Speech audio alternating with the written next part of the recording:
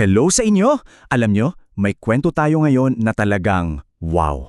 Tungkol to sa isang mensahe, isang babala, at kung anong nangyayari kapag ayaw makinig ng mga tao. Nangyari na ba sa inyo to? Yung mayroong kang isang exciting na balita, isang bagay na sobrang importante sa'yo pero parang walang interesado, di ba? Well, dyan mismo nagsisimula ang kwento natin ngayon. So, eto na nga, may isang tao, pangalan niya William Miller. At para sa kanya, meron siyang isang napaka-importanting mensahe na daladala at iisa lang ang layunin niya. Okay, para malinaw lang ha, ang goal ni William Miller simple lang. Gusto niyang ihanda yung mga tao, gisingin yung mga Kristiyano at tulungan yung mga hindi pa nananampalataya. At importante to, hindi siya gumagawa ng bagong simbahan. Sa totoo lang, ang gusto niya ay tulungan at palakasin ang lahat ng mga simbahan na nandoon na. Eto, basahin natin yung sinabi mismo ni Miller. Sabi niya, ang tanging hangad niya ay akain ang mga kaluluwa sa Diyos, sabihan ang mundo tungkol sa darating na paghukom at tulungan ang kapwa niya na maghanda para makaharap sa Diyos ng payapa. Simple lang, di ba? Galing talaga sa puso yung misyon niya. So, iisipin mo, di ba, kung may nagdadala ng maraming bago at excited na miyembro sa simbahan mo, dapat masaya ka. At nung una, ganun nga ang nangyari. Tuwang-tuwa sila kay Miller. Pero biglang nagbago ang ihip ng hangin. Tingnan niyo to ha, nung una, welcome na welcome siya. Pinapalakas niya yung mga simbahan. Pero maya-maya, boom, biglang kumontra na yung mga ministro. Ayaw na nila sa mensahe niya. Gusto na nilang itigil lahat ng usapan tungkol dito. At pinagbawal pa nila yung mga miyembro na pumunta sa mga pagtitipon niya. Grabe, di ba? So, isipin nyo na lang yung sitwasyon ng mga naniniwala. Ang hirap, di ba? Para kang naipit sa gitna. Sinong susundin nila? Yung leader ba ng simbahan nila? O yung sinasabi ng salita ng Diyos na pinaniniwalaan nila? At dito na nga yung turning point, kailangan nilang mamili. At yung desisyon nila, nagdulot to ng isang napakalaking pagbabago. Gaano kalaki? Ito, nung summer ng 1844, mga 50,000. 50,000 tao yung pakiramdam nila, wala silang choice. Kailangan nilang umalis sa mga simbahan nila para manatiling tapat sa Diyos. Imagine that. Okay, so umalis na yung 50,000. Pero ang mas interesting pa dito, alam niyo kung anong nangyari sa mga simbahan na iniwan nila? Yung mga simbahan na tumanggi sa babala. Bigla na lang, parang may spiritual winter na dumating. Isang biglaan at kapansing-pansing paghina sa halos lahat ng simbahan sa buong United States. Napansin talaga ito ng mga tao noon at isinulat pa nila. For example, may isang pastor, si Mr. Barnes sa Philadelphia.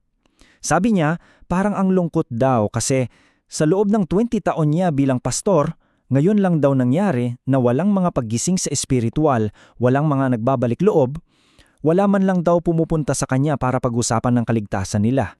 Tapos may isa pa, si Professor Finney, isang sikat na professor. Sabi niya, yung mga simbahan daw naging tiwali, tila lumayo na sila sa Panginoon at parang lumayo na rin daw ang Panginoon sa kanila. At pakinggan nyo to, galing sa isang pahayagan, yung The Religious Telescope. Sabi nila, hindi pa kami nakasaksi ng ganitong pangkalahatang paghina ng relihiyon. Tapos nagtanong pa sila, nakalimutan na ba ng Diyos na maging mapagbiyaya? O sarado na ba ang pinto ng awa? Grabe yung tanong, no? Ramdam mo yung bigat ng panahon na yon. So anong tawag sa ganitong sitwasyon? Sabi sa ating pinag-aaralan, inilalarawan daw ito ng isang mensahe sa Apokalipsis 14 gamit ang isang code word, Babylonia. Ano kaya to? Okay, so Babylonia. Hindi ito yung siyudad sa mapa, Isa itong ideya. Galing to sa salitang Babel, na ang ibig sabihin, kalituhan. Sa Biblia, ginagamit to para ilarawan ang mga relihiyon na naging mali o corrupt na. At para mas maintindihan natin yung kalituhan na to, may analogy sa Biblia. Ang isang dalisaya na simbahan daw parang isang babaeng banal at tapat. Pero yung isang simbahan na naging corrupt, parang isang babaeng masama o hindi naging tapat. Naghanap siya ng kapangyarihan sa mundo imbes na manatili sa Diyos. So kapag sinabing bumagsak na ang Babylonia, ito yung babala. Para ito sa mga grupong relihiyoso na dati okay sila, dalisay, pero naging corrupt. Bakit? Kasi pinili nila yung mundo kaysa sa Diyos. Tinanggihan nila yung unang mensahe na maghanda.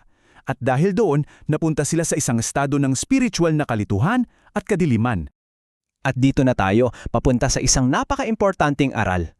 Ano ba talaga ang nangyayari kapag merong katotohanan na ipinakita pero tinanggihan?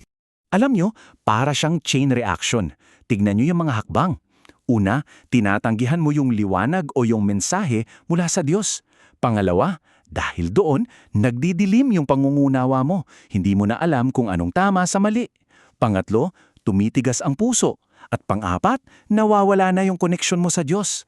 Step by step yan, papunta sa kadiliman. At eto na yung masakit. Sabi dito, kapag ang pananampalataya sa relihiyon ay tila napakagulo, hindi alam ng mga tao kung ano ang paniniwalaan bilang katotohanan. Tapos dinugtong pa, ang kasalanan ng kawalan ng pagsisisi ng mundo ay nasa pintuan ng simbahan. Ang bigat no, sinasabi dito na kapag yung simbahan mismo ang gumagawa ng kalituhan, sila yung nagiging hadlang para makita ng mga tao ang totoo. At yan ang iniiwan sa ating tanong. Itong buong kwento ng isang babala na tinanggihan, nagpapaisip sa atin, di ba? Kung ikaw ang nasa sitwasyon nila, kung naniniwala kang hawak mo ang isang mahalagang katotohanan pero ayaw makinig ng kahit sino, anong gagawin mo?